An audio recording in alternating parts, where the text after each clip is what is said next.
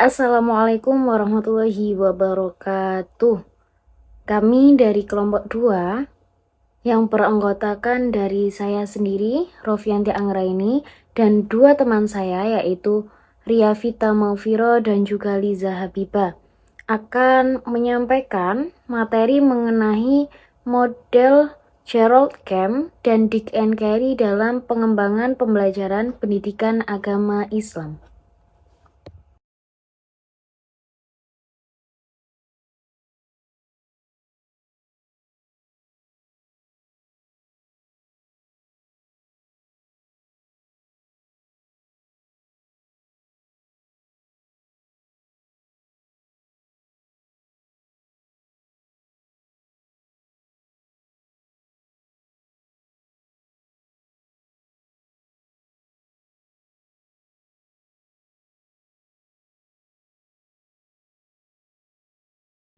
Selanjutnya yaitu melakukan analisis pembelajaran.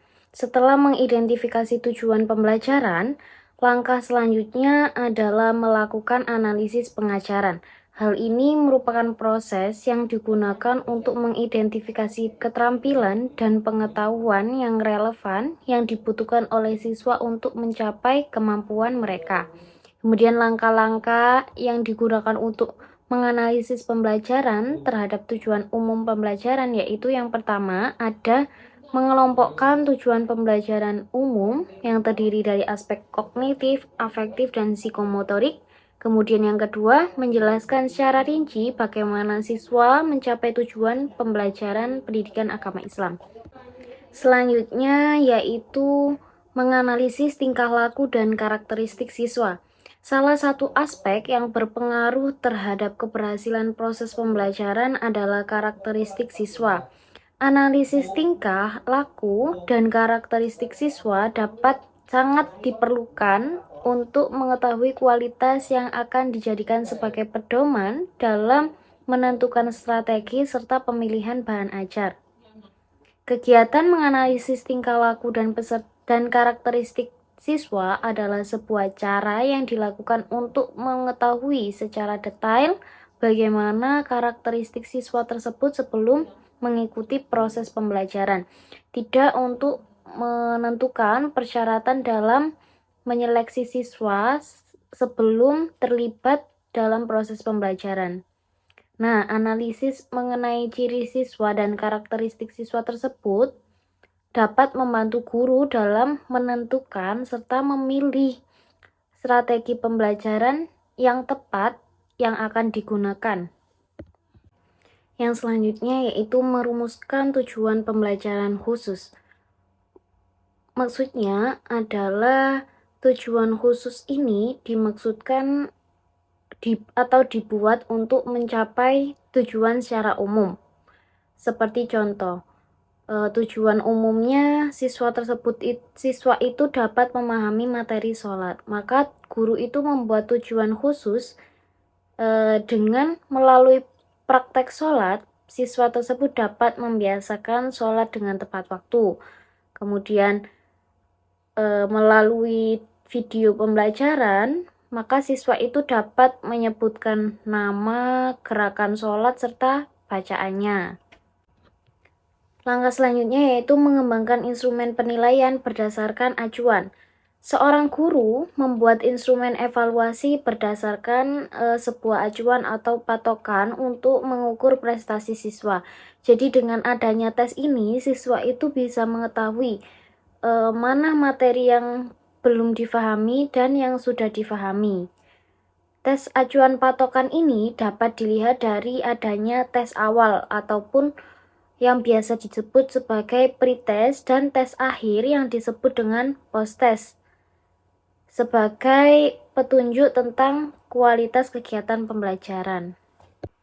Dalam pendidikan agama Islam, penilaian itu tidak hanya berbentuk tes tulis maupun tes lisan, tetapi juga melalui observasi atau pengamatan.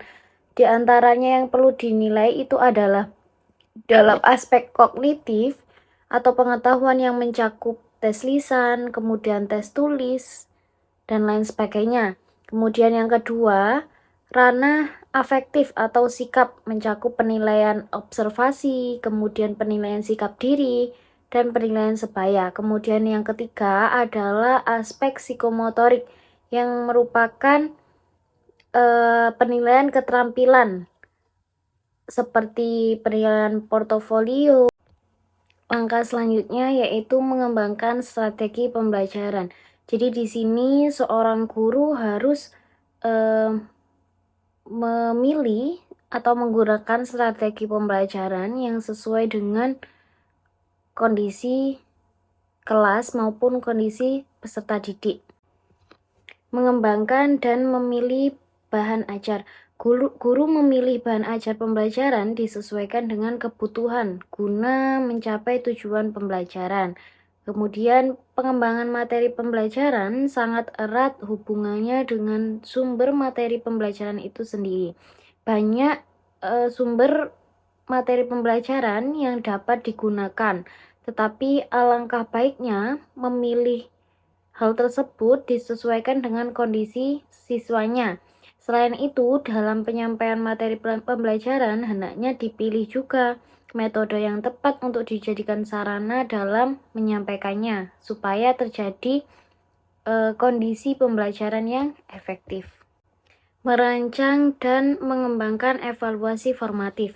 Evaluasi formatif adalah evaluasi yang dilakukan di akhir pembahasan suatu pokok bahasan yang bertujuan untuk mengetahui sejauh mana kegiatan belajar mengajar telah dilaksanakan sesuai dengan apa yang telah direncanakan. Evaluasi merupakan hal penting yang harus dilakukan dalam proses pembelajaran. Guru dapat menilai sejauh mana kemampuan yang dimiliki oleh siswa dalam penguasaan materi yang telah diajarkan. Tidak hanya untuk mengetahui kemampuan siswa saja, guru juga dapat menggunakan evaluasi sebagai kesempatan untuk mengkaji ulang bahan ajar yang telah disusunnya. Nah, bahan ajar ini dapat dievaluasi untuk menentukan kesesuaian bahan ajar dengan suatu program. Nah, hasil tersebut digunakan untuk menjelaskan apakah program yang dikembangkan tersebut sudah baik atau tidak. Jika belum atau tidak baik, maka perlu adanya perbaikan. Namun, jika sudah baik, maka dipertahankan atau dikembangkan menjadi lebih baik. Nah, evaluasi ini dilakukan untuk memperoleh saran yang dapat digunakan untuk meningkatkan kualitas suatu program. Melakukan revisi terhadap program pembelajaran. Revisi itu perlu dilakukan terhadap program pembelajaran. Dalam pembelajaran pendidikan agama Islam, merevisi bahan ajar itu perlu dilakukan.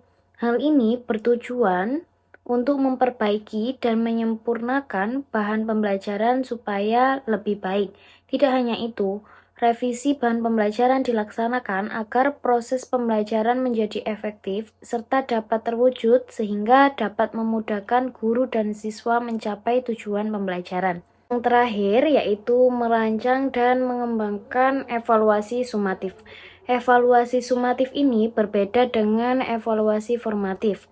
Evaluasi sumatif merupakan penilaian yang dilakukan apabila telah selesai penyampaian seluruh materi pada proses pembelajaran. Evaluasi sumatif merupakan penilaian yang dilaksanakan pada akhir semester dengan tujuan untuk mengetahui hasil yang dicapai oleh siswa. Melalui evaluasi sumatif ini, sebuah desain pembelajaran yang memiliki dasar penilaian berdasarkan efektivitas dan efisiensi dalam proses pembelajaran dapat ditetapkan dan dapat dinilai.